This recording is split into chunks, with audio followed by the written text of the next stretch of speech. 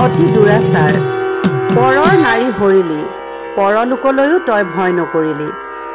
দশৰথ মহাৰাজক দেৱলোকেও পূজা কৰে। শ্ৰীৰাম তেওঁৰেই পুত্ৰ, যাৰ দুৰ্জয় বানলৈ বিশ্ব কম্পমান হৈ থাকে, সেই ৰাম লংকাত আছেহি। তেওঁক দেৱৰাজেও পূজা কৰে। বালিক হেলা ৰঙে বধ কৰিলে, তেওঁৰ সৈতে তোৰ মনান্তৰ।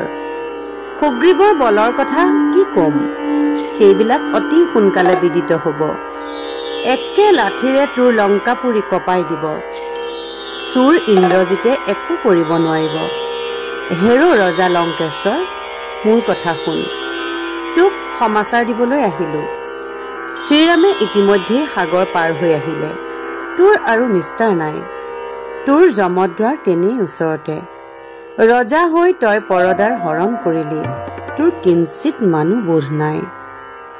কেৱল মাত্ৰ ব্ৰহ্মাৰ বৰত পুৰন্দৰক জিনিছিলি, কিন্তু ৰাম নামে তোৰ বল টুটিলে। তই এতিয়াও সীতাক প্ৰতিদান দি নিজৰ প্ৰাণ বচা, ৰামৰ চৰণ ভজনা কৰগৈ। তহঁতি নিশাচৰ জাতিৰ, কোনো আত্মপৰ চিনি নাপাৱ। চাচোন, তোৰ ভায়েৰে ৰামৰ লগত মিত্ৰতা কৰিলে। শ্ৰীৰামে অংগীকাৰ কৰিছে, এইবাৰ বিভীষণক লংকাৰ ৰজা পাতিব। অংগদৰ কথা শুনি সকলোৱে চিন্তিত হ'ল। অংগদৰ অহংকাৰ দেখি খঙত লংকেশ্বৰে ক'লে, ইয়াক ধৰ ধৰ। সেনাপতিসকলে এইবিলাক দেখি মনত ভাবিবলৈ ধৰিলে, আজি ইয়াৰ হাতত আমাৰ ৰক্ষা নাই। ৰাৱণৰ মুকুট লৈ অংগদৰ ৰামচন্দ্ৰৰ ওচৰলৈ গমন। অংগদক ৰাৱণে দেখি যিমান খং কৰিছে, অংগদে ৰাৱণক খং কৰি তাৰ উত্তৰ দিব ধৰিলে, মই আন বান্দৰ নহয়, বালিৰ পুত্ৰ, তোৰ ক্ৰোধলৈ মই ভয় নকৰোঁ। ঐ ৰাৱণ, মোৰ আগত বাহাদুৰি নকৰিবি। মই তোক মাৰিলে ৰামৰ সত্য ভংগ হয়। তোক আৰু কুম্ভকৰ্ণক তেওঁ বধ কৰিব, ইন্দ্ৰজিতক লক্ষ্মণে বধ কৰিব, আৰু বাকী ৰাক্ষসবিলাকক কপিবিলাকে বধ কৰিব। দশাননে ক্ৰোধাকুল হৈ চাৰিওফালে চাবলৈ ধৰিলে। অংগদৰ হাত ভৰিত চাৰিজনে ধৰিলে। চাৰিটা নিশাচৰে অংগদক প্ৰহাৰ কৰিব ধৰিলে। অংগদৰ কঠিন অংগত কি কৰিব পাৰে? অংগদে চাৰিওটাকে সাৱটি ধৰিলে। একে জাপে প্ৰাচীৰৰ ওপৰত উঠিলে।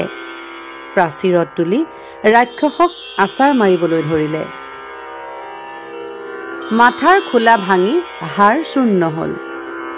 অংগদ বীৰৰ ওচৰলৈ ভয়তে কোনো যাব নোৱাৰা হ'ল। প্ৰাচীৰত উঠি অংগদে ভাবিবলৈ ধৰিলে, ৰামলৈ কি দ্ৰব্য নিলে ভাল হ'ব। হনুমানে লংকালৈ আহোঁতে সীতাৰ মণিটো ৰামক দিছিল। মণি পাই ৰঘুমণি বৰ আনন্দিত হৈছিল। তেতিয়াৰ পৰা তেওঁ হনুমানৰ প্ৰতি মহাতুষ্ট। অংগদে এটা স্থিৰ কৰিলে, ৰাৱণৰ শিৰত ৰত্নৰ মুকুট আছে, এই মুকুট লৈয়ে ৰামক সম্ভাষণ কৰিব। ইয়াক দেখিলে ৰাম প্ৰসন্ন হ'ব। প্ৰাচীৰৰ ওপৰত বহি থকা বালিৰ পুত্ৰ অংগদে এটা জাঁপ মাৰি ৰাৱণৰ ওপৰত পৰিলে। সিংহাসনত বহি থকা ৰাৱণে তাক ধৰিলে। দুইজনে গবৰা গবৰি কৰি মাটিত পৰিলেহি। দুইজনৰ ভৰত ধৰা তলবল কৰিব ধৰিলে, যেন আকাশত ইন্দ্ৰ আৰু গৰুড়ৰহে যুদ্ধ হ'ব ধৰিছে। দুই সিংহই সিংহনাদ কৰি যুদ্ধহে কৰিছে। দুইজনৰ মল্লযুদ্ধত সকলোৱে প্ৰমাদ গণিলে। ৰাৱণক আচাৰ মাৰি বালিৰ নন্দনে ৰাৱণৰ মুকুট লৈ গগনত উঠিলে। অংগদৰ বিক্ৰমত ৰাৱণ ভয়ত কঁপিবলৈ ধৰিলে। শিৰ নত কৰি গাৰ ধূলিবিলাক জোকাৰিবলৈ ধৰিলে। ৰাৱণৰ ওচৰত সকলো সেনাপতি আছে। ৰাৱণে সিহঁতক ক'লে, তহঁতে ইয়াত কি কাৰণে আছ? তহঁতৰ সকলোৰে আগতে বান্দৰে মুকুট লৈ গ'ল। বীৰসকলে ক'লে, হে লংকেশ্বৰ, আমাৰ কথা শুনা, তুমি নিজেই যুদ্ধত হাৰিছা, আমি কি কৰিম? সেই বান্দৰক আমাৰ চাৰিজন বীৰে ধৰিছিল, কিন্তু সেই আটাইকেইজনকেই আচাৰি আচাৰি মাৰিলে।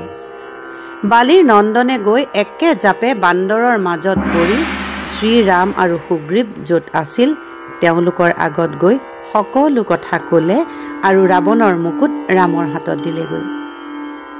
বান্দৰবিলাকে অংগদক দেখি বখানিবলৈ ধৰিলে। ৰামে মুকুট দেখি হাঁহি হাঁহি অংগদক আলিংগন কৰিলে। চাৰিখন দুৱাৰতে বান্দৰে আনন্দৰে কোলাহল কৰি অংগদক অঞ্জলি ভৰি পুষ্প প্ৰদান কৰিলে। শ্ৰীৰামে ক'লে, হে বীৰ, তোমাৰ কুশল বাতৰি কোৱা, কেনেকৈ সেই মহাবলক দেখা কৰিলাগৈ? কথা শুনি অংগদে পূৰ্বাপৰ সকলো বাৰ্তা ক'বলৈ ধৰিলে। অংগদে লংকাৰ বাতৰিবিলাক কৈ আছে। ৰামে মনোযোগেৰে শুনিছে আৰু অন্য বান্দৰবিলাকে আনন্দ কৰিছে। ৰঘুমণি আৰু সুগ্ৰীৱে খুব আনন্দ কৰিছে। লক্ষ্মণে আনন্দত ক'বই নোৱাৰে। হে প্ৰভু ৰাম, তোমাৰ আদেশ পাই লংকালৈ গৈ গড়ৰ ভিতৰ সোমালোগৈ। গড়বিলাক সোণেৰে তৈয়াৰী, যেন চন্দ্ৰৰহে প্ৰকাশ হৈছে। প্ৰবাল পাথৰে শোভা কৰিছে। ঘৰবিলাক বিশ্বকৰ্মাৰ দ্বাৰা নিৰ্মিত, দেখিবলৈ অতি মনোহৰ। বেৰবিলাকো সোণৰ। ৰজাৰ ঘৰ গৈ সোমালোগৈ। দেখিলোঁ তাত খান্দা জাঠি লৈ বহুত সৈন্য আছে। পৰ্বতৰ প্ৰমাণ হাতী ঘোঁৰা আছে। সৰোবৰবিলাকত হংস হংসীয়ে কেলি কৰি আছে। কমল কুমুদৰ ওপৰত মধুকৰে কেলি কৰি আছিল। ৰূপহী ৰাক্ষসীবিলাকে তাত স্নান কৰি আছে। নাৰীসকলৰ ৰূপত ত্ৰিভুৱন মোহিত।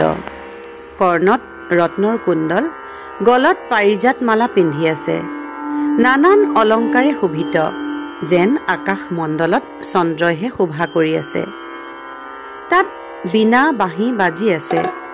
কোনোবাই সংগীতৰ সুৰেৰে সংসাৰ মোহিত কৰে। পুষ্পবনবিলাকত ময়ূৰ ময়ূৰীবিলাক দেখিলোঁ।